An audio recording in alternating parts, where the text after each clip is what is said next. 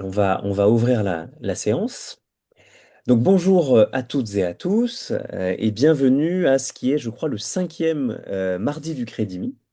Cette séance, je le précise pour celles et ceux qui se connectent peut-être pour la première fois, cette séance qui a vocation à être mensuelle, voire à avoir lieu 2 fois par mois, c'est le cas ce mois-ci, a pour but de diffuser et de discuter la doctrine francophone en droit international. Alors pour l'instant autour d'ouvrages plutôt de type monographique, puisque il se trouve qu'on a quand même une riche production de monographies en droit international public. On a déjà reçu depuis le mois de juin un certain nombre de chercheuses et chercheurs provenant d'un petit peu de l'ensemble de la francophonie, que ce soit de la France, de la Belgique, du Québec, de la République démocratique du Congo, de l'Italie. Et il va y avoir d'autres collègues qui vont venir euh, parler de leur publication dans les mois qui viennent. Alors aujourd'hui, je suis très heureux d'accueillir le professeur Jean-Baptiste Dudan, qui est donc professeur à l'université de Versailles-Saint-Quentin, mais je crois que c'est l'université Paris-Saclay, plutôt la dénomination officielle aujourd'hui. Jean-Baptiste qui vient donc enfin, qui a publié il y a quelques mois sa thèse de doctorat sur la conservation de l'État en droit international. Un très bel ouvrage paru aux éditions Pédone, que j'ai eu grand plaisir à lire. Alors, j'ai toujours beaucoup de plaisir à lire, à vrai dire, les livres que je reçois, mais on en discutera tout à l'heure. J'ai trouvé ton approche vraiment très, très prenante. Et c'est vrai que lire des thèses en droit international, c'est pas toujours extrêmement facile. Et lorsqu'on est étudiant, je sais qu'il y a des étudiants qui nous suivent, on peut parfois avoir un petit peu peur de se lancer dans la lecture d'une thèse de doctorat. Moi, je trouve que c'est un exercice qui est absolument nécessaire lorsqu'on est doctorant, d'aller lire les travaux des enseignants-chercheurs qui ont réussi et qui ont fait de très belles thèses. Mais en plus, je trouve que ta thèse en particulier est vraiment très très prenante. Mais tu vas nous en dire plus dans quelques minutes. Donc je te cède avec grand plaisir la parole pour une conférence de 35, 40, maximum 45 minutes pour qu'on ait le temps de discuter, d'autant que on est presque 20 à être connectés avec plusieurs collègues que je salue. Donc je suis sûr qu'il y aura des questions. Cher Jean-Baptiste, à toi. Merci beaucoup Raphaël, merci beaucoup. Bonjour à toutes et à tous. Tu as tout à fait raison quand tu dis qu'il s'agit de finalement diffuser la doctrine francophone parce que c'est le principal enjeu aujourd'hui quand on écrit une thèse, notamment donc en France mais aussi ailleurs. Alors je vais essayer de faire marcher mon diaporama. Hop. Alors, comme le disait Raphaël, quand j'ai commencé à travailler sur ce sujet de thèse, hein, je sortais donc tout juste du Master 2. Et j'avais pas tout de suite compris l'intitulé que me suggérait le professeur Allan, mon directeur de thèse. Initialement, la thèse devait porter sur le droit de conservation de soi de l'État, et non pas sur la conservation de l'État en droit international. Et la différence, elle a son importance. Et je vais essayer de vous l'expliquer tout au long de cette présentation. Donc encore une fois, un grand merci Raphaël de me convier au mardi du Crédit. C'est vraiment une belle opportunité de présenter ce travail d'une manière un peu plus personnelle que la froideur de l'objet qu'on consulte habituellement quand on est jeune chercheur, doctorant, chercheur plus confirmé. Parce que je vais essayer de vous montrer un petit peu par quoi je suis passé, le processus que j'ai adopté pour aboutir à ce travail. Parce qu'effectivement, on n'écrit jamais pour soi, on écrit vraiment avec les autres en tête, et c'est ce que j'avais tâché de faire pendant l'écriture de cette thèse. Alors évidemment, on nous dit souvent qu'habituellement, ceux qui vont lire notre thèse, ce sont nos parents et les membres du jury, et on caricature toujours quand on dit ça, mais c'est pour mieux un peu exprimer ce que je constate généralement quand je parle, quand je présente mon sujet de thèse très brièvement. La première réaction, elle est enthousiaste et forcément polie, mais elle est aussi mitigée. Parce que d'un côté, le sujet semble intéressant, intéresser même les personnes à qui je m'adresse, pour analyser l'actualité récente du droit international. Mais de l'autre côté, mes interlocuteurs ne comprennent pas toujours pourquoi la thèse porte sur une notion assez étrange en réalité, et même assez vieillie, la conservation de l'État. Donc ça suppose de resituer un peu la notion dans son contexte doctrinal, car parler de conservation de soi n'est effectivement pas un choix anodin. Alors cette conservation de soi, elle a été théorisée entre le XVIIIe siècle et le XXe siècle dans le cadre de la théorie des droits fondamentaux des États. Et cette doctrine, on la doit à deux auteurs en particulier, à Christian Wolff et à Aimère de Vattel. Vous savez d'ailleurs que dans la préface de son Droit des gens, Aimère de Vattel dit qu'il n'a fait que reprendre le meilleur de Christian Wolff en le traduisant du latin au français. C'est assez rigolo comme approche. Aujourd'hui, on pourrait crier un peu au plagiat, mais Vattel, évidemment, il a fait plus que ça. Et donc, selon cette théorie, les États bénéficieraient de droits fondamentaux, un petit peu comme les individus aujourd'hui, parce que par exemple, vous savez toutes et tous que pour la simple raison qu'un être humain existe, eh bien, il bénéficie d'un droit à la vie dès sa naissance. Eh bien, pour Wolf et Vattel, ce serait pareil pour les États. Dès leur naissance, ils auraient le droit de protéger leur existence. Mais plutôt que de parler d'un droit à la vie, Wolf et Vattel parlaient d'un droit de conservation de soi de l'État. Donc vous l'aurez deviné, hein, mais c'est ce qui explique la formulation initialement retenue au début de ma thèse, et suggérée donc par le professeur Allan. L'autoconservation était un droit étatique. Mais attention, c'était pas n'importe quel droit étatique, c'était un droit fondamental, c'était même le plus fondamental de tous les droits, parce que le droit de conservation de soi était le premier des droits fondamentaux des États. Alors, logiquement, je me suis mis à m'intéresser à ce que ça signifiait, droit fondamental. Et en réalité, il y a trois éléments de définition. Par fondamental, on peut désigner un droit inhérent à la souveraineté, c'est-à-dire un droit que personne ne peut accorder à un État ni lui retirer. C'est-à-dire que pour être un droit inhérent, il faut que l'État en bénéficie un petit peu par la nature des choses, en quelque sorte. Donc il y a une conception juste naturaliste indéniable. La deuxième signification de ce caractère fondamental, c'est que l'État peut exercer librement ce droit sur son territoire et parfois même en dehors. Alors là, ça révèle d'un coup la conception absolutiste, peut-être même l'arbitraire, au cœur de la thèse. Et on le verra tout à l'heure. Et dernière signification, enfin, c'est que le droit international interdit en quelque sorte, empêche de recevoir la renonciation par un État de ce droit. Car la sanction immédiate, ce serait la mort, la disparition de cet État. Autrement dit, renoncer à son droit d'autoconservation, renoncer à préserver son existence, c'était aussi renoncer à exister. À quoi bon vivre finalement si l'on y renonce? C'est un petit peu ça la question derrière la théorie des droits fondamentaux. Alors aujourd'hui, ça paraît étrange de s'intéresser autant à une théorie ancienne, vieillie, je l'ai déjà dit. Mais il faut savoir qu'on la retrouvait dans absolument tous les manuels de droit des gens, c'est-à-dire la façon dont on appelait avant les manuels de droit international. Et moi, ce qui m'a intéressé, c'est de voir son déclin progressif, surtout après les deux guerres mondiales. Ce qui était populaire hier, un passage obligé dans la doctrine, notamment francophone, mais européenne et même d'Amérique latine, est devenu quelque chose d'ignoré, d'oublié, un lointain souvenir en fait qui ne ferait que remonter les traumatismes d'un droit international où les États feraient ce qu'ils veulent. Et donc, de nombreux auteurs contemporains ont constaté que la conception des droits fondamentaux de l'État était périmée, tout simplement. C'est une formule je crois, Jean d'Asprémont. La professeure Florence Poirat, par exemple, est à l'origine d'un article absolument culte sur le sujet qui a été publié dans la revue Droit en 1992 et qui est donc disponible en ligne sur Cairn. Et elle a vraiment démontré que cette théorie ne fonctionnait plus.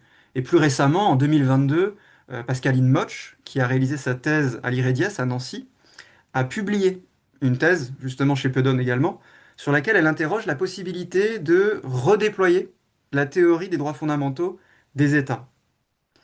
Et chaque fois, dans les travaux de la professeure Poirat, dans les travaux de Madame Moch, en fait, cette théorie est battue en brèche à partir de deux arguments. En vous énonçant ces deux arguments, je vous énonce vraiment la disposition qui était la mienne pendant les 6 premiers mois de la thèse. Premier argument, la théorie des droits fondamentaux des États manifestait un anthropomorphisme dépassé, c'est-à-dire une assimilation entre les États et les individus qui n'était pas très sérieuse. Et c'est vrai que cet anthropomorphisme, il est assez manifeste chez les théoriciens à l'origine donc des droits fondamentaux étatiques. Et on peut prendre l'exemple d'une affaire qui a été tranchée au Royaume-Uni en 1884, l'affaire Regina and Dudley, parce qu'elle a provoqué d'intenses débats au sein de la société civile, au sein de l'opinion publique plus généralement. Elle concernait un équipage de matelots naufragés en mer qui ont fait acte de cannibalisme pour sauver leur vie. Sauf que voilà, ils ont réussi à retourner sur le territoire britannique et il fallait qu'ils soient jugés. Et ils ont donc fait valoir l'argument de la nécessité en quelque sorte. Nous n'avions pas le choix, car sinon nous n'allions pas pouvoir survivre. Et donc cette juridiction a constaté qu'un individu ne pouvait pas tout simplement porter atteinte à la vie d'un autre individu pour assurer sa propre survie. Donc vous voyez tout de suite le problème, hein. Certes, c'est très parlant, très évocateur comme exemple, mais cette affaire n'a rien à voir avec les États. Et pourtant, quand un grand juriste américain, James Brown Scott, propose à l'Institut américain de droit international, qui est une institution qui codifie le droit international, hein, quand il propose en 1916 une déclaration sur les droits et devoirs des États, il invoque cette jurisprudence. Il invoque cette jurisprudence pour déduire qu'un État ne peut préserver son existence que dans le respect de l'existence des autres États. Alors, vous imaginez la situation pour un internationaliste en thèse, comme moi donc, qui cherche à démontrer l'existence de son sujet, et en réalité, la pratique qu'on lui oppose, c'est une pratique qui ne mentionne pas le droit international, mais simplement un fait divers qui a fait parler de lui, à juste titre, dans une époque fin du 19e siècle. Donc c'est assez frustrant. C'est certain que l'anthropomorphisme, c'est quelque chose que je voulais éviter dans ma propre thèse. Je ne voulais pas reproduire cet écueil-là. Mais je ne voulais pas non plus reproduire un autre écueil, et qui est lié au premier en réalité, c'est que toute la théorie des droits fondamentaux des États semblait reposer sur une pratique incertaine, sur une pratique parfois même fantasmée, reconstruite. Et le meilleur exemple là-dessus, il date de 1916, encore une fois. Alors Albert de la Pradelle sort en fait une nouvelle édition du droit des gens de Vatel. Et dans celui-ci, il fait une préface dans laquelle il défend son, cette théorie des droits fondamentaux des États.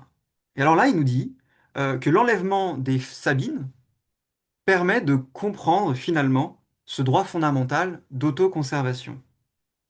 Pour rappel, on doit à Tite-Live le récit, je dis bien récit, on pourrait même dire le mythe, de cet enlèvement. Il se serait produit au début de l'histoire de la fondation de Rome, peu après donc sa fondation par Romulus et ses compagnons. Et sauf qu'évidemment, à cette époque, le mythe voulait que seuls les hommes pouvaient fonder une nation, une cité, et donc il n'y avait que des hommes. Sauf que Rome ne pouvait pas prospérer sans femmes capables de procréer, etc. Et donc c'est pour cette raison qu'ils se seraient mis à négocier avec les Sabins qui vivaient aux alentours pour récupérer certaines de leurs femmes afin d'assurer la prospérité de la cité de Rome. Sauf que les Sabins ont refusé ce mélange en réalité. Conséquence directe, eh bien, Romulus et ses compagnons ont enlevé les femmes, les Sabines. C'est le tableau que vous avez sur le diaporama. Eh bien, Albert de la Pradelle nous cite cet exemple comme pour tenter de démontrer qu'un État pouvait, théoriquement, procéder à un tel événement pour préserver son existence. Alors, évidemment, vous voyez bien le problème. Cette pratique, elle a l'inconvénient déjà d'être bon, sexiste, mais en plus d'être fantasmée. L'enlèvement des Sabines, c'est un mythe. Et donc, on ne peut pas démontrer une réalité, un droit fondamental d'autoconservation à partir d'un tel mythe. Donc, fallait réfléchir différemment. Parce qu'après avoir dit tout ça, vous imaginez assez facilement la position qui était la mienne. Quand j'ai commencé à travailler sur ce sujet, j'avais le contexte historique, doctrinal, théorique, mais je ne pouvais pas en faire une thèse puisque, je l'ai déjà dit, mais Madame Pascaline Moch avait déjà réalisé une thèse sur cette théorie et qui est absolument impressionnante, hein. Madame Motsch, elle a un profil qui est à la fois, sauf erreur de ma part, philosophe, elle a fait des études en philosophie, et juriste. Et donc c'est parfait pour vraiment faire une thèse sur la théorie des droits fondamentaux des États. Mais donc à moi, simple juriste, technicien, qu'est-ce qui restait en fait? Et donc j'ai repensé au fur et à mesure, parce qu'on est comme un hamster dans sa cage en fait quand on fait une thèse. J'ai repensé à une préface, encore une fois, de Paul Pradier-Fodéré, donc encore un juriste francophone, dans l'introduction de son manuel de droit des gens. Il commençait par citer Pascal. Ça fait toujours bien de citer Pascal, ça j'avoue, je ne l'ai pas fait dans ma thèse, hein. Donc je cite, qu'on ne dise pas que je n'ai rien dit de nouveau. La disposition des matières est nouvelle. Quand on joue à la paume, c'est une même balle dont jouent l'un et l'autre, mais l'un la place mieux. Et Paul Pradier-Fodéré reformulait alors ensuite cette citation de Pascal, et vous avez en fait la reformulation dans ce diaporama, pour faire une analogie avec le jeu de paume, et le fait que pour gagner, on ne place pas la balle mieux que son adversaire, mais on la place différemment. Et donc au bout d'un moment, je me suis rendu compte que pour réaliser une thèse sur la conservation de l'État, en droit international, eh bien, il fallait que je place la balle autrement, différemment. Pas forcément mieux, hein, mais d'une manière qui permettrait de dépasser l'impasse dans laquelle la théorie des droits fondamentaux semblait placer les juristes. Autrement dit, les travaux des professeurs Poirat, des Madame Motsch ne devaient pas être une sorte d'obstacle que je regrettais d'avoir constaté. Au contraire, ils devaient constituer un point de départ à une approche différente. Et ça a été vraiment difficile euh, à mettre en œuvre. Donc rapidement, j'ai cherché un maximum d'aspects pratiques autour de mon sujet, afin d'en déduire, si possible, une qualification juridique. Après avoir lu donc pendant tous les premiers mois de ma thèse tous les manuels que j'avais la possibilité d'attraper sur le droit des gens et donc sur les droits fondamentaux étatiques, tout, c'est très large, hein. Je suis vraiment allé du côté de la France, du Royaume-Uni, de l'Amérique latine, peut-être même, je crois, de la Norvège quand ils publiaient en anglais, parce que c'était vraiment très très populaire, donc il y avait qu'à se baisser en réalité. Donc après avoir regardé tous ces manuels, j'ai essayé de recenser quels étaient les exemples pratiques, concrets, qu'ils reliaient à mon sujet de thèse. Ce premier temps de recherche devait me permettre, dans un second temps, de déterminer l'existence d'un droit coutumier de conservation de soi, et éventuellement de nature impérative, car c'était un droit fondamental. Donc c'est un vaste projet, évidemment, hein, et j'ai passé vraiment les premiers mois dans la cave de Cujas à tout éplucher pour me dire, tiens, est-ce que ça existe? Ah, pour quelle raison? On va voir ça dans la pratique des États. J'ai vraiment pris la doctrine comme un moyen de m'aiguiller vers la bonne pratique. Parce que sinon, c'était chercher une aiguille dans une botte de foin. En faisant ça, j'ai pu exclure de mon sujet de thèse un tas d'aspects que des auteurs croyaient reliés à mon sujet à partir de la pratique, alors même que cette pratique n'existait pas ou avait été fantasmée. Un exemple, j'ai retrouvé ça qu'aux États-Unis. Je vous laisse apprécier la raison pourquoi, après la raison à cela. Euh, C'était les traités secrets. En fait, un auteur disait, mais les traités secrets, c'est indispensable à la préservation des intérêts vitaux d'un État, et donc c'est une manifestation du droit de conservation de soi des États. Ben, en fait, j'ai eu beau chercher, le problème c'est que les traités secrets, ils sont secrets pour une raison, mais j'ai eu beau chercher si des États ont défendu l'absence de publicité d'un traité sur ce fondement-là, j'ai rien trouvé. Donc ça m'a permis d'exclure cet aspect-là, alors que je pensais que ça allait être la preuve de l'existence de mon sujet. Mais donc vous voyez bien en fait que mon objet, c'était de faire en sorte que ma thèse soit crédible. Et donc j'ai tenté d'identifier des cas pratiques où la conservation de soi était mobilisée. Ça m'a conduit à, par exemple, éplucher la jurisprudence de la Cour suprême des États-Unis en matière d'admission ou d'expulsion des étrangers. La jurisprudence que vous pouvez voir ici, là, sur le diaporama, s'insère dans cette jurisprudence teintée de racisme, hein, il faut l'avouer, de la fin du 19e siècle, puisqu'on appelle ça l'affaire des exclusions chinoises, au sens large, puisqu'on inclut finalement aussi le Japon. C'est l'objet de cette sentence. dans cette décision, pardon. Eh bien, dans cette décision, si elle a attiré mon attention, c'est parce que on peut lire ce passage que vous pouvez voir un extrait seulement dans ce diaporama. Je vous le cite en français, c'est mieux. C'est une maxime acceptée du droit international que toute nation souveraine a le pouvoir inhérent à la souveraineté et essentiel à sa propre préservation d'interdire l'entrée d'étrangers sur son territoire ou de ne les admettre que dans les cas et aux conditions qu'elle jugera bon de prescrire. Voilà que mon sujet n'est plus vraiment un droit fondamental, c'est sous-entendu, mais une maxime du droit international. Donc là, je me suis dit, super, j'ai une jurisprudence qui apparemment, lorsqu'elle fait application ou interprète le droit international, la juridiction va chercher les droits fondamentaux des États. J'ai essayé de consulter un maximum de jurisprudence de la Cour suprême des États-Unis. En réalité, elle ne mobilise plus jamais cette théorie des droits fondamentaux des États. Étonnamment, cette théorie ressurgit dans le cadre du conflit entre les États fédérés sécessionnistes et l'État fédéral. C'est la doctrine du droit des États, qui est très proche de la doctrine des droits fondamentaux des États. Mais l'une a une dimension interniste fédérale et l'autre a une dimension internationale et non fédérale. Mais par contre, ce que j'ai pu constater, c'est que cette jurisprudence états-unienne a été très très populaire. En fait, j'ai pu recenser un nombre assez impressionnant de juridictions qui reprenaient une formule à peu près équivalente. Le Royaume-Uni, le Brésil, le Costa Rica, le Botswana. C'est très large là, c'est vraiment toutes les régions du monde entier, hein. Toutes ces affaires avaient en commun de relier la conservation de l'État à la souveraineté, ce qui me permettait d'avancer dans ma compréhension du sujet. Les autres exemples pratiques que j'identifiais en lien avec ma thèse au sein de l'ONU concernaient plutôt la légitime défense. Et là-dessus, bah, je pense que tout le monde a pensé à cet exemple quand on parle de ce sujet-là, de qu'est-ce que peut faire un État pour préserver son existence. On se rappelle que dans les années 80, Israël était tellement inquiète que l'Irak acquiert l'arme nucléaire qu'ils ont bombardé une centrale nucléaire donc en Irak, au titre d'une sorte de légitime défense préventive.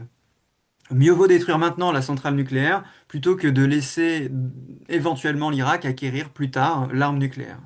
Bah ça, quand on regarde les débats qui ont accompagné la discussion de ce sujet au sein du Conseil de sécurité de l'ONU, Israël n'hésitait pas à relier le droit de légitime défense à un acte élémentaire d'autoconservation.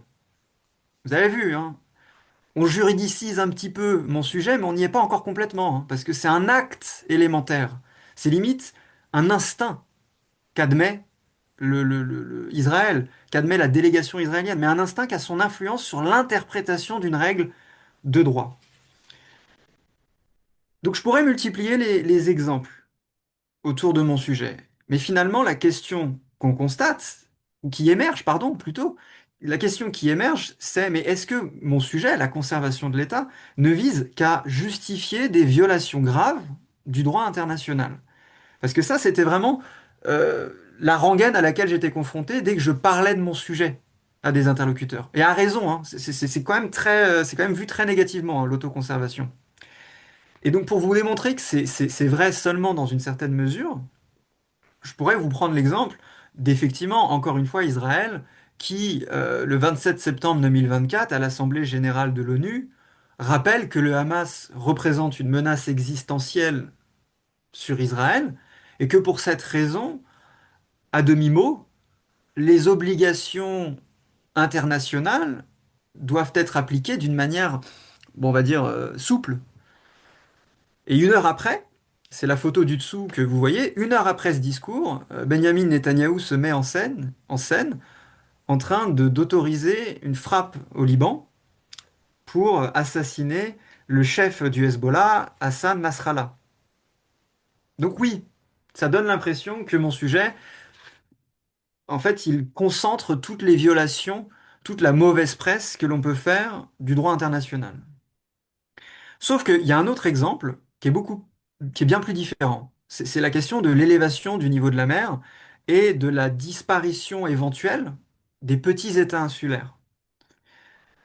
Le GIEC a indiqué qu'un réchauffement de la planète entre 1,5 et 2 degrés, et je pense que vous savez qu'on en est loin aujourd'hui, un réchauffement de la planète situé entre 1,5 et 2 degrés, eh bien, conduirait à l'augmentation du niveau de la mer à environ 26 et 98 centimètres. Ça paraît dérisoire, hein, mais pour un État insulaire comme les Tuvalu, qui représente une superficie de 25,9 km², et dont la hauteur ne dépasse que très rarement 3 mètres par rapport au niveau de la mer, on voit bien que cette élévation du niveau de la mer menace l'existence des petits États insulaires. Et donc pour anticiper les conséquences néfastes des changements climatiques, on a des organisations régionales de ces États insulaires qui plaident en faveur de la continuité de leur existence malgré la submersion intégrale du territoire. Et donc là, ce que vous avez dans le diaporama, c'est une déclaration que j'aurais aimé trouver au tout début de ma thèse, mais qui finalement arrivait très tard, hein, parce que je soutenais ma thèse 2 mois après. Euh, un an après, un an avant, pardon. J'ai un doute sur les dates, oui, c'est ça. C'est en novembre 2023 ma soutenance, et c'est en septembre 2024 que finalement les États insulaires invoquent enfin mon sujet de thèse pour dire que le droit d'un État de pourvoir à sa préservation garantit la continuité de l'État face à l'élévation du niveau de la mer. C'est dommage, mais finalement, ça me permet au moins de confirmer euh, une impression que j'avais dans ma thèse. C'est que un monde sépare généralement la pratique de l'autoconservation par les États. C'est parfois belliqueux, mais c'est aussi parfois pacifique. Et ces deux exemples servent à vous le démontrer. Donc j'ai rapidement compris, avec ces exemples-là, que la conservation de soi est généralement présentée par les États comme une donnée tellement évidente et nécessaire qu'elle doit imprégner le tissu juridique, tout le droit international. Autrement dit, si ce phénomène, pardon, il influence toute la création et l'application du droit international. C'est en tout cas la prétention hein, qu'émettent les États menacés, dont leur existence est selon eux menacée. Et l'affaire qui m'a permis de le comprendre, et là on arrive sur mon passage préféré, je crois, de toute ma thèse, c'est de toute ma thèse, de mon parcours hein, en tant qu'auteur, si je puis dire, c'est l'avis consultatif de la Cour internationale de justice du 8 juillet 1996, licéité de la menace ou de l'emploi d'armes nucléaires. Alors pourquoi c'est mon passage préféré? Peut-être parce que c'était le début de mes travaux de recherche. Et donc quand j'ai lu cet avis, je me suis dit, tiens, je vais pouvoir faire quelque chose à propos d'une notion dont personne n'a su quoi en faire quand cet avis est sorti. Oui, car quand on commence une thèse, on est un peu présomptueux, hein. C'est après qu'on redescend tranquillement, puisqu'en fait, on se rend compte que plein de gens ont eu plein de bonnes idées à propos de cet avis consultatif. Et donc, pour rappel, cet avis, il portait sur une question posée par l'Assemblée générale de l'ONU, qui était a priori très simple, hein. Vous pouvez le constater dans le diaporama. Vous savez, c'est très rare, hein, une question aussi simple posée dans le cadre d'un avis consultatif. Prenez les récents avis en matière d'obligation de changement climatique, c'est très précis, on sent qu'une diplomatie, le poids de la diplomatie a pesé pour alourdir peut-être le sens des questions. Là, c'est simple.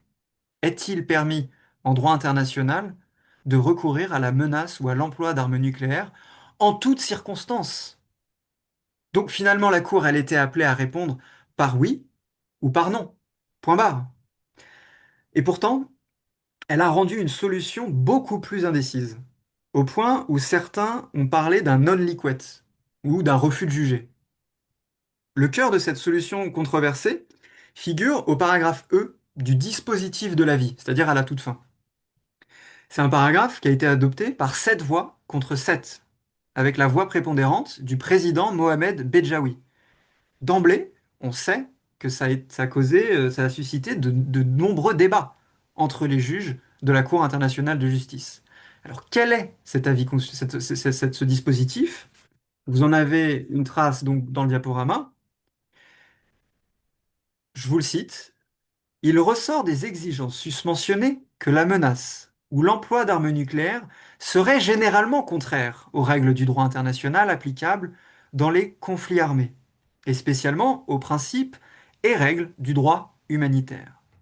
À parté, c'est une illicéité de principe, là, que nous pose la Cour internationale de justice. Mais, puisqu'il faut bien un mais, je poursuis l'avis, au vu de l'état actuel du droit international, ainsi que des éléments de fait dont elle dispose, la Cour ne peut cependant conclure de façon définitive que la menace ou l'emploi d'armes nucléaires serait licite ou illicite dans une circonstance extrême de légitime défense dans laquelle la survie même d'un État serait en cause. Vous imaginez bien que c'est ce dernier morceau de phrase qui m'a interpellé. Dans une circonstance extrême de légitime défense dans laquelle la survie même d'un État serait en cause. L'enjeu du sujet, quand on lit ça, de mon sujet de thèse, l'enjeu ne résiderait donc pas dans un droit à la conservation de soi de l'État, mais plutôt dans le droit de légitime défense. Pourtant, dans ce même avis, la Cour déclare autre chose au paragraphe 96, c'est-à-dire dans les motifs, dans le corps de l'avis. La Cour ne saurait, au demeurant, perdre de vue le droit fondamental qu'a tout État à la survie, et donc le droit qu'il a de recourir à la légitime défense. Cette formulation, contrairement à la première, elle laisse une place à un droit fondamental de conservation de soi de l'État. Mais pas exactement, puisqu'il ne parle pas d'un droit de conservation de soi. Il nous parle d'un droit fondamental qu'a tout État à la survie. Formulation nouvelle, hein, que je n'avais jamais croisée, enfin que vous ne croiserez jamais dans la théorie des droits fondamentaux étatiques, ou même après.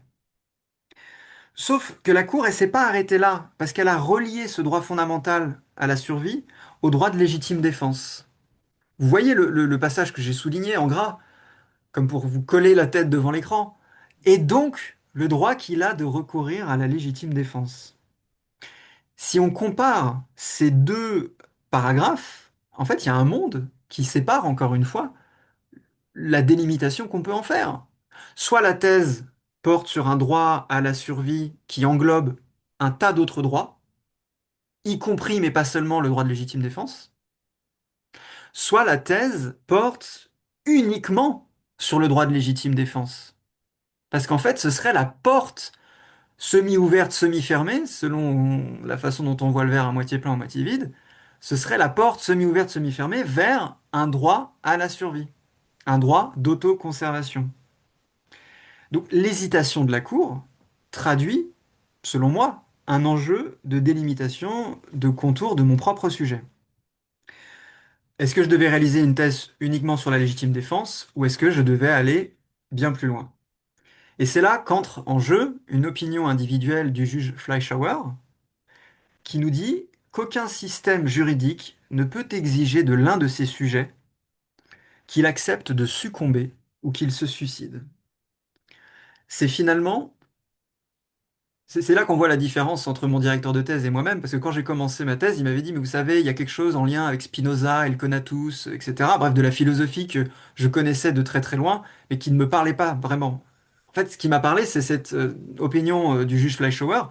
En réalité, il dit la même chose que Spinoza. Vous savez, Spinoza, c'est cette idée que toute chose, autant qu'elle est en elle, souhaite persévérer dans son être. C'est cette idée de ce désir de persévérer dans son être.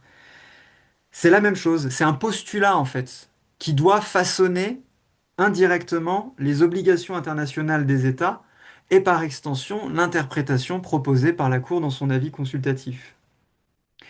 Et c'est finalement l'objet, je crois, de ma thèse, c'est de réaliser que réfléchir à la conservation de l'État en droit international, c'est interroger, c'est finalement, pardon, réaliser une thèse sur le droit international. C'est quelque chose de très, c'est beaucoup plus large. On s'interroge sur sa définition et sur ses fonctions. En fait, on ne peut pas parler d'un droit fondamental à la survie ou d'un droit d'autoconservation sans penser, sans postuler que l'État est la principale donnée qui structure le droit international. Dès lors que l'État désire préserver son existence, n'est-il pas logique, du moins pour les États, hein, d'en déduire que la conservation de son existence structure le droit international?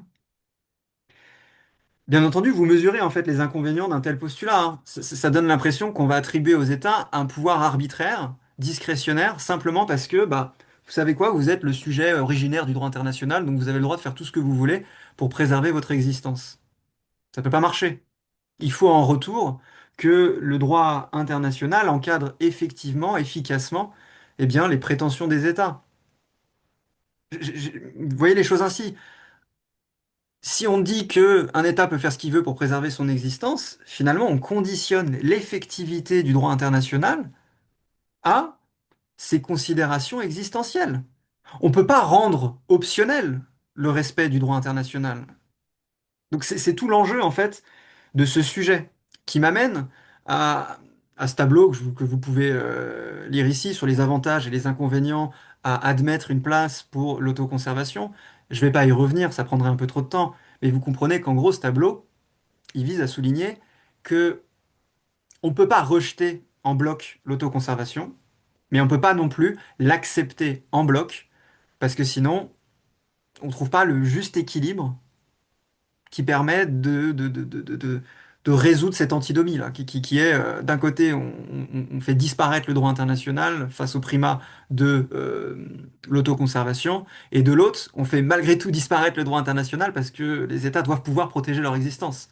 Et s'ils ne le peuvent pas, bah, ils vont pas respecter leurs obligations. Donc, finalement, c'est une tension entre deux idées qui est au cœur de ma problématique de la thèse. D'un côté, parce que l'État est et demeure une des principales caractéristiques structurant le droit international, il faut que ce droit permette aux États de préserver leur existence.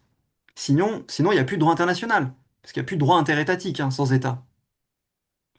De l'autre côté, pour la simple raison que le droit international a vocation à régir efficacement le comportement des États, ce droit doit pouvoir encadrer les conditions dans lesquelles un État est susceptible de préserver son existence. Sinon, encore une fois, il n'y a plus de droit international.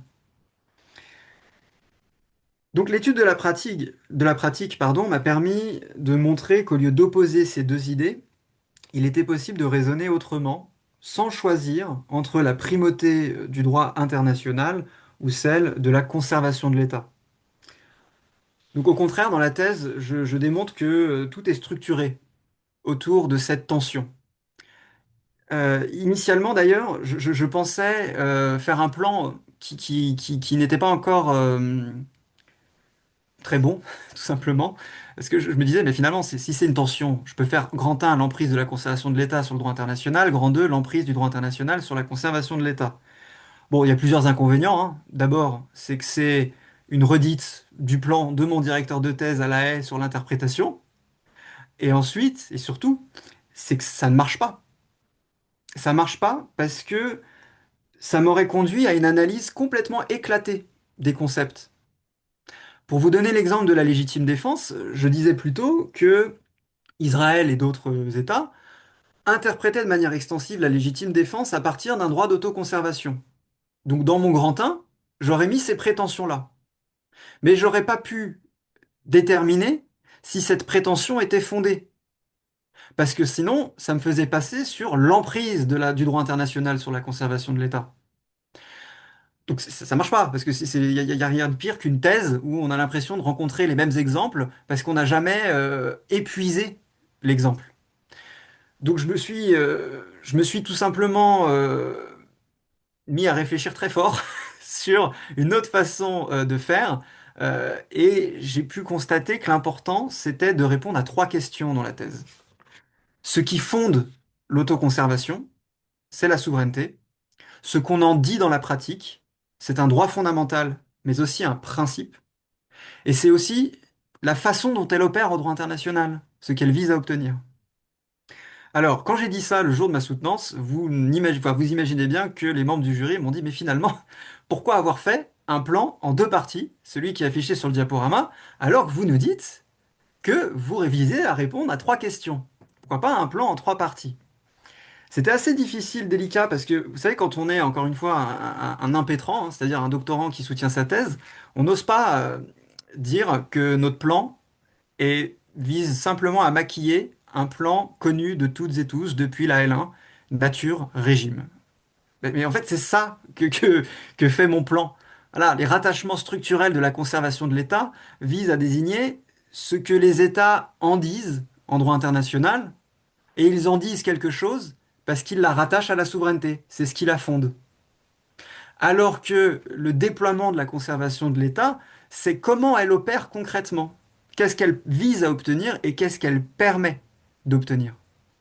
Et de cette manière-là, on peut étudier la légitime défense comme étant un moyen d'influencer l'interprétation du droit positif à la lumière d'un droit d'autoconservation et de dire aussitôt, oui, mais ça marche pas, ça marche. Le Conseil de sécurité a condamné le, euh, la destruction d'Osirak par Israël en 81. Donc bon, la légitime défense préventive, c'est pas admis de cette manière-là. Et donc c'est à ça que sert mon plan. Euh, J'essaie de réfléchir parce que, voilà, c'est vrai que tu m'avais dit de faire 35 minutes et on est à niveau, je pense, à peu près à 38 minutes. Donc j'essaie de réfléchir de quelle manière je voudrais conclure ce travail-là, cette présentation. Je pense que le plus important pour tout le monde ici, c'est de comprendre que ma proposition dans la thèse vise à démontrer que ce que la doctrine contemporaine a voulu décrire comme un combat achevé, c'est-à-dire une victoire du droit sur l'autoconservation, moi j'ai tenté de démontrer que c'était un combat permanent. C'est pas parce qu'on a une charte des Nations Unies qui interdit le recours à la force, qui encadre le droit de légitime défense, que les États ne peuvent plus tenter d'invoquer l'argument de l'autoconservation pour lui faire produire certains effets juridiques. Et donc, c'est vraiment une dialectique permanente, hein. L'emprise de l'un sur l'autre et l'emprise de l'autre sur l'un.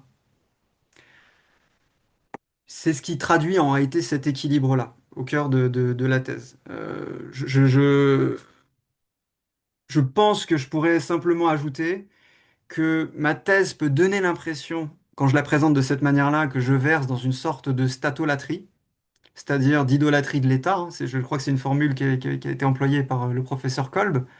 Euh, mais c'est pas enfin, c'est pas le cas. On y est forcément invité quand on fait une thèse sur la théorie des droits fondamentaux des États. Et j'ai essayé d'être vigilant sur ce point-là pour me demander, OK, mais à partir de quand ce qui était une vérité pour les auteurs qui écrivaient la théorie des droits fondamentaux des États, à une époque où on n'avait que des États partout en droit international, à partir de quand cette vérité, cette description du droit positif, selon eux, devient une routine idéologique à laquelle moi-même je verserais en disant, mais non, parce que l'État est toujours le sujet originaire, il n'y a personne en face, sa conservation est toujours aussi centrale. Ce serait un peu méconnaître des débats d'ailleurs qui m'ont souvent intéressé. Je vois le professeur Cosnard connecté sur notre réunion, et je dois dire que l'époque où la SFDI publiait les interventions et les débats que ça a suscité était très précieux. Parce que je me rappelle d'une discussion qui disait, mais ça veut dire quoi, sujet originaire du droit international? À quoi ça sert? Qu'est-ce que ça apporte? Et finalement, j'ai beaucoup apprécié parce que on m'a dit quelque chose de simple. Enfin, on m'a dit, lecteur, quelque chose de simple. Ça vise à désigner que c'est l'État qui a la maîtrise des sources. Et donc, dans ma thèse, dans la dernière section du dernier chapitre, si ça vous intéresse, j'essaie de me demander si c'est toujours le cas. Et pour le savoir, il suffit de voir si les États parviennent à inscrire envers et contre tout, envers et contre tout, c'est-à-dire envers et contre l'avancée, la montée des individus, de l'humanité, dont la préservation serait à favoriser, est-ce qu'ils arrivent malgré tout à insérer des exceptions leur permettant de protéger leur sécurité nationale, de garantir leur autoconservation, etc. Et pour moi, le meilleur exemple, hein, c'est les travaux de la Commission du droit international, et je m'arrêterai sur cet exemple, où on a vraiment cette emprise réciproque qui est fascinante. Personne ne veut de l'état de nécessité. Alors qu'est-ce qu'ils font? Ils disent que plutôt d'éviter qu'elle arrive par la fenêtre, on va la faire rentrer par la porte et la restreindre à peau de chagrin pour que comme ça, elle n'ait aucun effet dans le droit positif. Mais c'est très révélateur. Parce que dans les années 90, tout le monde se dit, bon, bah voilà, c'est bon, les États, c'est plus central, on peut ne pas, on peut envisager une situation où ils ne peuvent pas protéger leurs intérêts vitaux. Et finalement, on n'y arrive pas. Et pour moi, tant qu'on n'y arrive pas, on a l'État qui continue d'être le sujet originaire du droit international. Le jour où la conservation de l'humanité et des individus prendra le pas, comme ça peut être déjà le cas du point de vue des normes indérogeables et des normes impératives, mais le jour où où ça prendra le pas définitivement, alors ouais, peut-être pourrons-nous dire que l'État n'est plus le sujet originaire. Il y a un glissement, il y a un changement qui s'opère, mais il est progressif et il reste euh, peut-être encore quelques étapes à franchir pour atteindre cette société des nations d'Emmanuel Kant. Bon, voilà, merci beaucoup. Bah, merci beaucoup Jean-Baptiste et bravo, bravo à toi pour cette conférence magistrale, très illustrée, qui était très prenante et qui est, alors ce que je trouve remarquable, c'est que c'était à la fois une conférence sur le sujet de l'ouvrage que tu as présenté, mais aussi une conférence de méthode finalement doctorale, parce que tu as présenté de manière extrêmement claire finalement ouais, une conférence de méthode, une histoire d'un raisonnement doctrinal. Et donc je pense que c'est doublement utile. Et en tout cas, je crois que tu as dit au début que souvent on craint que les seules personnes qui lisent notre thèse, ce soit nos parents et les membres de notre jury de thèse. Alors, je veux décevoir personne, mais en réalité, nos parents ne lisent pas vraiment nos thèses. Mais en tout cas, voilà, j'espère que ta présentation donnera vraiment envie largement de lire ta réflexion. Moi, je suis tombé dans le panneau en commençant ta thèse, parce que je me suis dit la conservation de l'État, je l'ai évidemment pris sous l'angle d'abord de l'actualité brûlante, d'ailleurs t'as rappelé, à la fois les invocations de la sécurité, du droit à la sécurité de l'État d'Israël, et puis la question des États insulaires. Et puis, en réfléchissant, avant même d'ouvrir ton ouvrage, en réfléchissant, je me suis dit, mais oui, mais il y a cette histoire de doctrine des droits fondamentaux de l'État. Donc, je suis vraiment tombé dans le panneau parfait avant de te lire et vraiment de beaucoup apprécier ta réflexion. J'ai énormément appris en te lisant. Et donc, je recommande à tout le monde de te lire. Euh, alors, j'aurais peut-être deux petites questions avant d'ouvrir à tout le monde la possibilité d'en poser. Ma première question, qui sort un petit peu du cadre, mais pas tant que ça, parce que, comme tu l'as dit, tu as fait une thèse sur le droit international. Finalement, tu présentes une réflexion qui est une réflexion sur un principe inhérent du droit international. Tu utilises le terme d'inhérence, la notion d'inhérence à plusieurs reprises. Donc, c'est une thèse qui vise finalement à expliquer l'ensemble du droit international. Et je me posais la question de ton point de vue sur l'impact de tes réflexions sur finalement les conceptions du fondement, des fondements ou du fondement du droit international. Je m'explique un peu plus clairement. Tu as parlé au début de ta conférence d'une conception juste naturaliste qui irriguait la théorie des droits fondamentaux des États. Et en t'écoutant et en lisant ton travail, je me suis parfois dit que la tension, l'équilibre que tu recherchais et cette tension entre les deux pôles que tu as présentés, c'était parfois une tension entre un fondement volontariste. L'État va préserver son existence et il va s'exprimer de manière volontariste. Et de l'autre côté, finalement, un autre pôle qui serait un pôle un peu plus objectiviste, avec ce cadre juridique co-construit. D'ailleurs, le dernier exemple que tu as donné sur la Commission du droit international me semble aller un petit peu dans ce sens. Et donc voilà, je me demandais si on pouvait lire ton travail aussi comme une tension entre des aspirations volontaristes et des aspirations un petit peu objectivistes, ou sinon la réalité est beaucoup plus complexe que ça. Et puis ma deuxième question, qui est peut-être plus courte, plus simple, elle m'est venue, mais elle est dans le prolongement de la recension qu'a faite Robert Kolb dans le Clunet, qui dit que finalement ton ouvrage intervient, je ne sais plus quelle est son expression, mais en miroir du cours de Linos Alexandre Sicilianos à l'Académie de droit international, qui lui explique plutôt l'émergence de l'humain euh, explique ouais, que l'humain prend un peu à peu le pas en droit international. Et quel est ton regard, du coup, sur ces discussions actuelles sur l'humanisation du droit international pour faire court? Alors, c'est marrant que tu parles de ce volontarisme et de cet objectivisme dans lequel je baigne sans vraiment choisir. C'est intéressant parce qu'en fait, quand on commence une thèse, on voit tout le monde un petit peu prendre position. Ah, moi, je suis volontariste, moi, je suis objectiviste, et nous, on est là, un jeune chercheur, à se dire, faut choisir. Bah, je sais pas, c'est quand même compliqué. Ils ont un peu tous les deux raison parfois. Donc, comment on fait? Et en fait, c'est vrai que la tension que j'évoque, on la retrouve aussi, ce que j'évoque entre conservation et respect du droit international, on la retrouve aussi du point de vue tension volontariste et objectiviste. Par exemple, quand la Commission du droit international s'interroge sur les deux éléments constitutifs de l'opinio iuris et de l'actus reus, à un moment, Sir Michael Wood, il se dit, mais attendez, à l'origine, opinio iuris, c'est opinio iuris sive necessitatis. Et l'argument de la nécessité pour l'émergence d'une règle coutumière, c'est un argument objectiviste.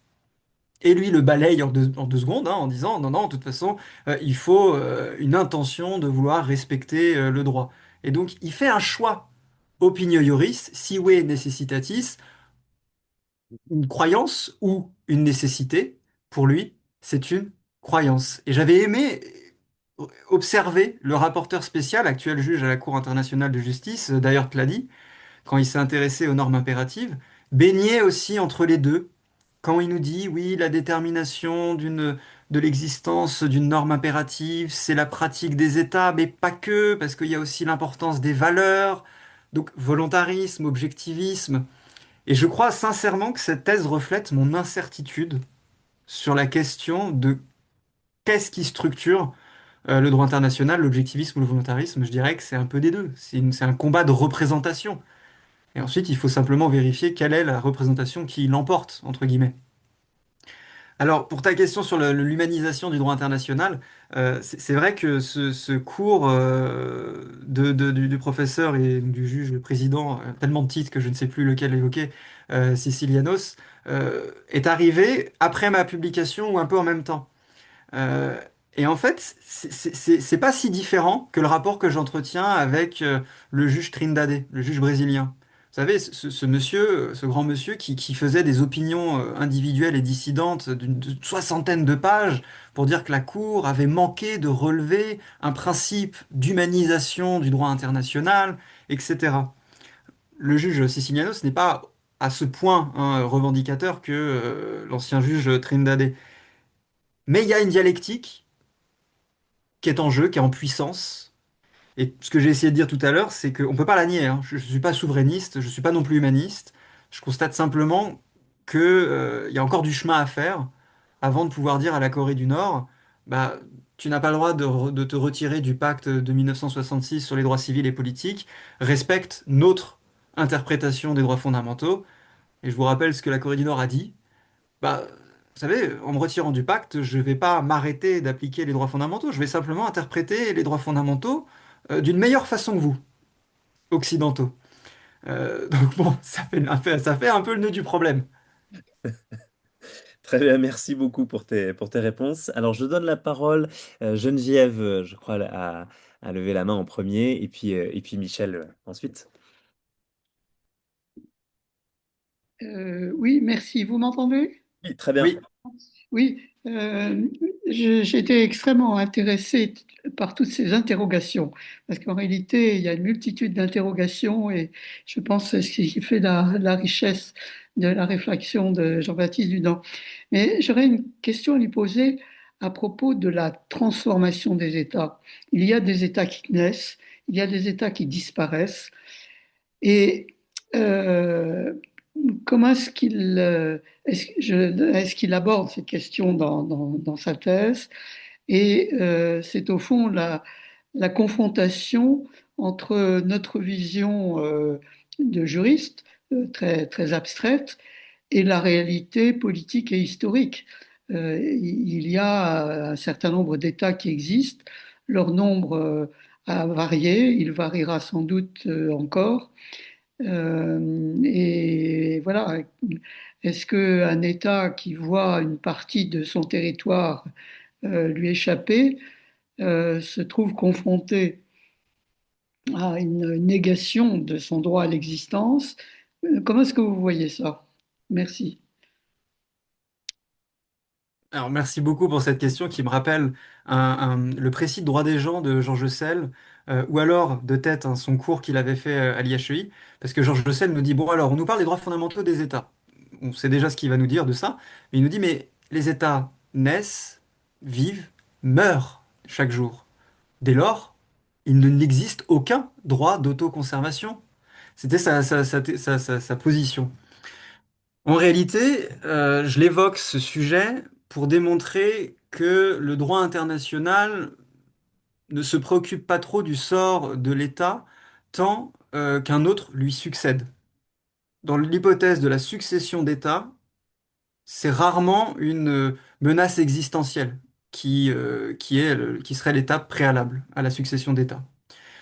Par contre, quand on a l'impression qu'on veut, comme vous dites, un peu ingérer le territoire d'un autre État pour le faire disparaître, c'est le cas du Koweït quand l'Irak l'a annexé dans les années 90, hein. On se rappelle de ce décret fédéral, je crois, qui disait que ça y est, le Koweït était un État fédéral.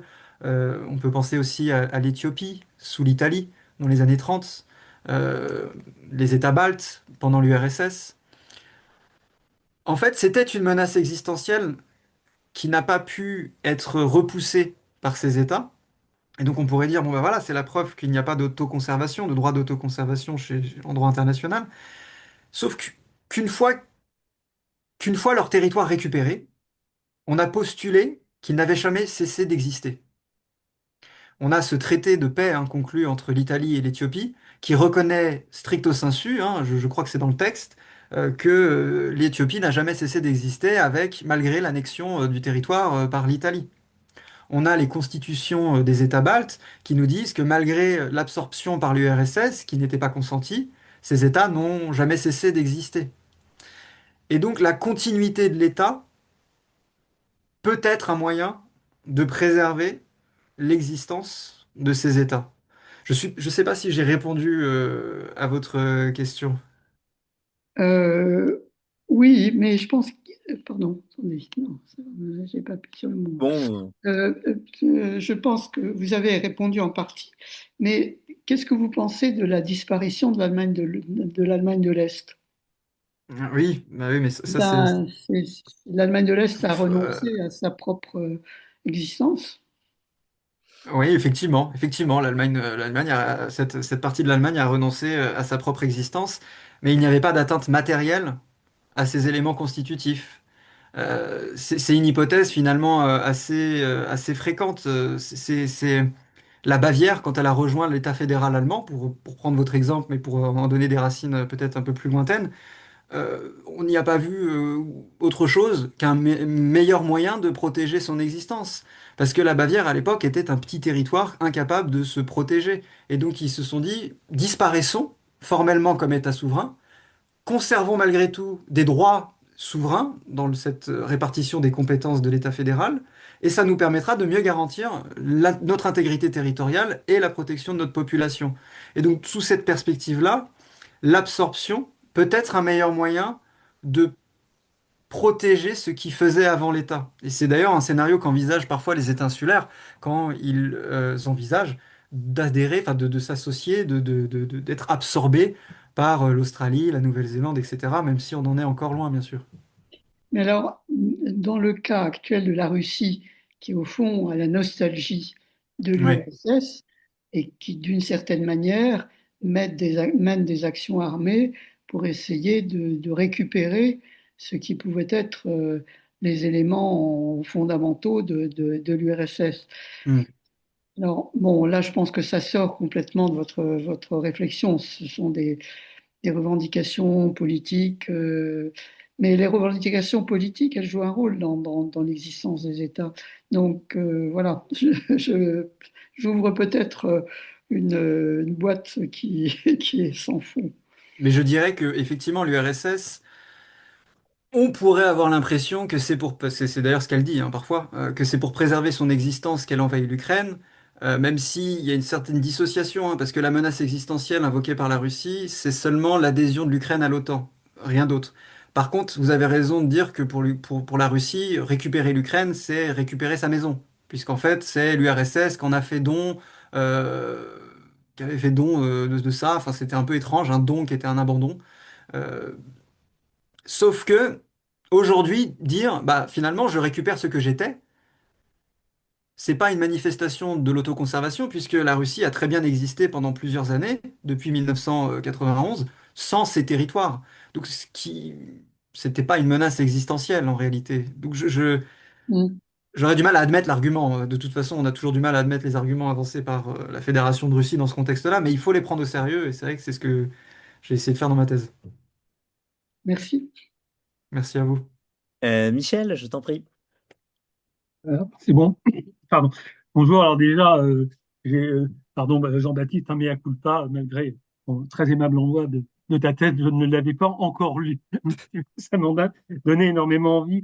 Alors, avant de poser ma question, j'ai envie d'apporter quelques petites remarques, je peux, sur ce qui vient d'être dit, sur la disparition, puis un peu la réapparition de l'État. Ça m'a fait penser à deux choses. Sur l'exemple des États baltes, la France, en 91, n'a pas reconnu les États baltes, considérant que la reconnaissance qu'elle avait faite après la Première Guerre mondiale continuait à être valable et qu'elle n'avait pas besoin de le refaire. Donc il y a bien une théorie de la continuité de l'État, malgré, bon, on est un petit peu plus dans cette idée-là. Et puis un autre exemple qui m'est venu à l'esprit, qui est celui de la République arabe unie, qui a duré 2 ans. Donc il y a deux États qui ont disparu. Et puis quand ils ont réapparu, eh bien, tout le monde a considéré que c'est comme s'il ne s'était rien passé pendant 2 ans. C'était une parenthèse, je ne sais pas si elle était en santé ou pas, mais voilà, quoi, voilà ce à quoi ça m'a fait penser. Alors, moi, j'aurais une question à te poser par rapport à ce que tu as fait. Alors, ça a été un petit peu évoqué. Bon, moi, je crois aussi qu'à partir du moment où il y a un État qui est modifié dans ses éléments constitutifs, bah, il continue. Après tout, la population d'un État est modifiée absolument toutes les secondes, et par une naissance, par une mort. Bon, bah voilà. Donc, il y a une perte de territoire, une récupération de territoire. Pour moi, c'est pas très pertinent. Maintenant, j'ai remarqué que c'est surtout abordé, tu me dis si je me trompe, hein, par un aspect défensif. Ce que je peux faire, est-ce que dans quelles circonstances un État peut-il invoquer son droit à la conservation, l'état de nécessité, la légitime défense préventive, etc.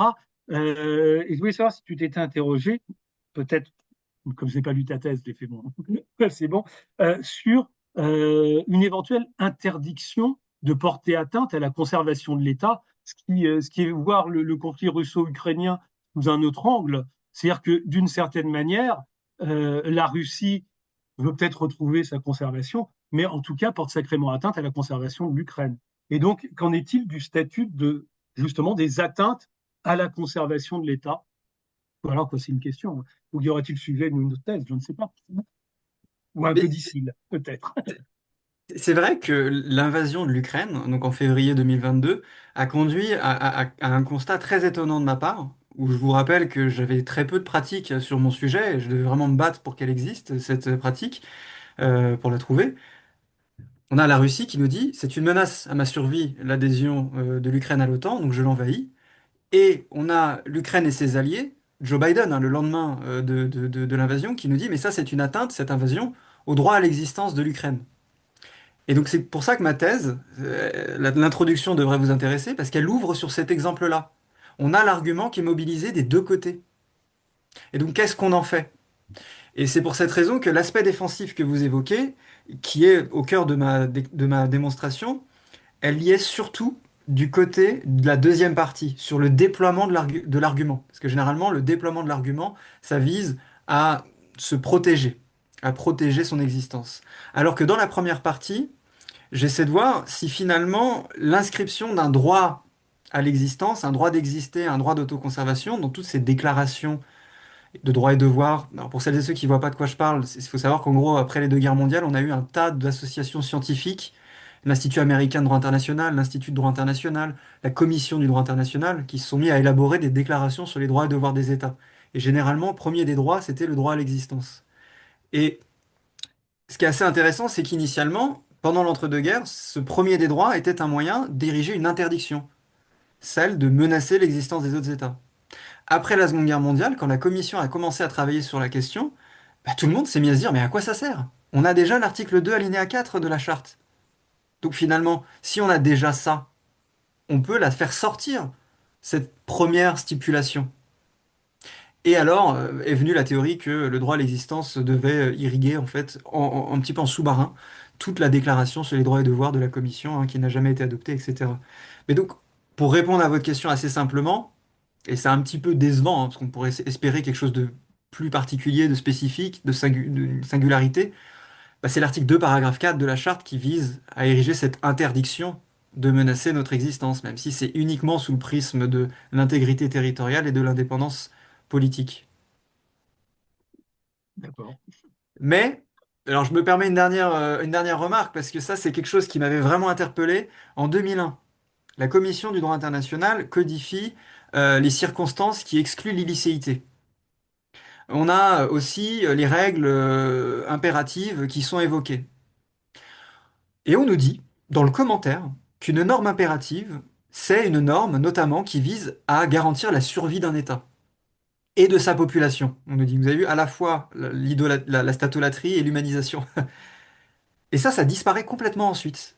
Quand la commission se remet à travailler sur les normes impératives pour aboutir au projet, je crois, qui a été adopté en 2020-2021, le projet de Dayer Tladi, il évoque plus du tout la survie de l'État. Il n'évoque que l'humanisation. Alors même qu'en 2001, je croyais percevoir cette interdiction impérative de menacer l'existence d'un État, force est de constater que la focale a changé un petit peu. D'accord, merci. Je vois qu'il y a Thierry aussi qui lève la main. Oui, merci Raphaël de me donner la parole et d'organiser ces belles conférences. Et je remercie le professeur Doudan pour cette leçon magistrale sur la conservation de l'État en droit international. Moi, c'est plutôt une remarque qu'une véritable question. Effectivement, hein, comme vous l'avez dit à très juste titre, hein, la théorie des droits fondamentaux de l'État a été développée par Volpe et reprise par Vattel. Mais il me semble, sans que ce soit théorisé en droits fondamentaux, que saint Thomas d'Aquin, déjà dans sa somme théologique, justifier la préservation et la conservation de l'État, notamment en matière de conflits armés, avec les guerres justes notamment. Donc il y avait des prémices déjà, hein, chez saint Thomas d'Aquin d'un futur droit fondamental de l'État à sa conservation et à la préservation. Je voudrais savoir ce que vous en pensez. Merci. Complètement d'accord avec vous. Et donc merci pour cette correction que j'ai vraiment pas évoquée. D'ailleurs, un des premiers échanges avec le professeur Cosnar sur ma thèse, il m'avait fait à peu près la même remarque que vous. Il m'avait dit, ah, c'est Grotius votre sujet, c'est la guerre juste, c'est cette considération d'autoconservation. Et moi, je l'avais regardé un petit peu perplexe, mais sûr de moi. Oui, oui, c'est ça. J'étais pas trop sûr de moi. En fait, effectivement, on peut toujours aller plus loin quand on se rend compte que le cœur, c'est un argument défensif permettant de protéger l'existence d'un État. On n'a pas besoin d'attendre la théorie des droits fondamentaux étatiques pour le trouver. Et c'est pour cette raison que le début de ma thèse, dans la première partie, vise à épuiser ce cadre théorique en évoquant, peut-être un peu trop rapidement, hein, saint Thomas d'Aquin, les guerres justes, en évoquant aussi la conception de la souveraineté chez Bodin, chez Hobbes, etc. La souveraineté est absolue car elle doit permettre au souverain de préserver son existence. Mais pour quelle raison doit-il préserver son existence? Pour atteindre les fonctions pour lesquelles il a été créé, et donc notamment préserver l'existence de ses propres sujets, etc. Donc c'est intéressant pour moi de relever ça dans la thèse pour démontrer qu'il y avait déjà une sorte de dimension pas égoïste à l'autoconservation. Au contraire, c'était un moyen pour l'État de continuer à réaliser la mission qui est la sienne.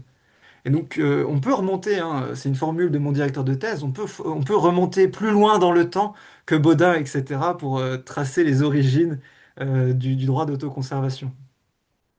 Oui, puisque finalement, je reprends la parole puisque je vois qu'il y a personne qui lève la main, mais ça revient à réfléchir à la construction de la coexistence, et pas que du droit de la coexistence, mais vraiment Ouais. du phénomène de coexistence des États. Et donc, finalement, ça nous amène et ça t'a amené à réfléchir à toutes les tensions et à la structuration de toutes les tensions que ce processus qui est bien plus que centenaire, qui est peut-être millénaire ou j'en sais rien, toutes ces tensions que le processus entraîne. Donc c'est forcément une relecture, et je trouve que ça se sent beaucoup lorsqu'on commence à lire ton introduction générale, qui est très riche et qui part effectivement d'exemples historiques anciens, mais en même temps qui font tout de suite fait tout de suite le lien avec des choses extrêmement actuelles et on voit tout de suite, on est un peu pris, ce que je disais en introduction, on est tout de suite pris dans le récit que toi-même tu proposes de ces tensions, parce que on voit qu'il y a une profondeur historique du sujet je sais pas, qui n'était pas forcément évidente à la lecture simplement du sujet de la thèse Mm. et de l'ouvrage. Et ça, je trouve que c'est vraiment remarquable. Merci en tout cas pour ton temps et pour avoir présenté de manière aussi claire et aussi intéressante ta recherche. Je trouve que c'est un débat ici qu'on vient d'avoir qui contribue aussi à montrer que le droit international est le produit de tensions structurelles. Ça, c'est pas nouveau, mais que ces tensions sont aussi structurantes du droit international et de sa construction. C'est aussi l'une des conclusions de ta thèse, me semble-t-il. Et en tout cas, c'est aussi un élément important de ton raisonnement, mais je trouve ça toujours important de le remettre un petit peu sur le devant de nos discussions. Donc en tout cas, c'est vrai que on se pose plein de questions en te lisant, et j'espère que voilà, celles et ceux qui étaient là aujourd'hui vont pouvoir aller maintenant lire ta thèse et se faire une idée. Je te remercie donc encore une fois et merci beaucoup à toutes celles et ceux qui participent aussi à ces mardis du Crédit On déborde toujours un petit peu sur l'heure prévue, mais c'est pas très grave parce qu'il faut quand même avoir un peu de temps pour réfléchir et pour poser des questions. Donc merci à vous de vous connecter. Je vous donne les prochains rendez-vous. On se verra, on se voit pas en novembre, mais on se verra en décembre, le 16 décembre. On va écouter Alexia de Vaucleroy qui était connectée, qui est peut-être encore aujourd'hui, qui va nous parler de son ouvrage Les obligations de comportement en droit international public, qui est aussi sa thèse de doctorat. En janvier, on se verra le 6 janvier avec Kevan Piram autour de son ouvrage Pétrole et relations internationales, qui est aussi sa thèse. Donc on va avoir trois thèses, trois discussions dans les mois et semaines qui viennent. Et puis en janvier, également le 20 janvier, c'est Hélène Tigroudja qui viendra nous parler de son cours et de la publication de son cours en format poche à l'Académie Conflit armé et droit international des droits de l'homme. Et puis, tant qu'on y est, je vous donne les deux suivants. Le 3 février, on se verra avec Camille Marquis-Bissonnette, qui est professeur au Québec, autour de son ouvrage Le terme terrorisme et ses incidences sur la protection des personnes en droit Mm. international, avec un sous-titre Terrorisme, le mot qui blesse, point d'interrogation. Et puis ensuite, en mars, le 23 mars, c'est pas encore annoncé en ligne, mais on recevra Olivier Corten autour de la publication de son cours général de droit international sur le champ du droit international. Voilà, merci encore Jean-Baptiste, merci à toutes et tous. Et puis, Merci tout le rendez-vous monde, merci Raphaël. rendez-vous au prochain mardi.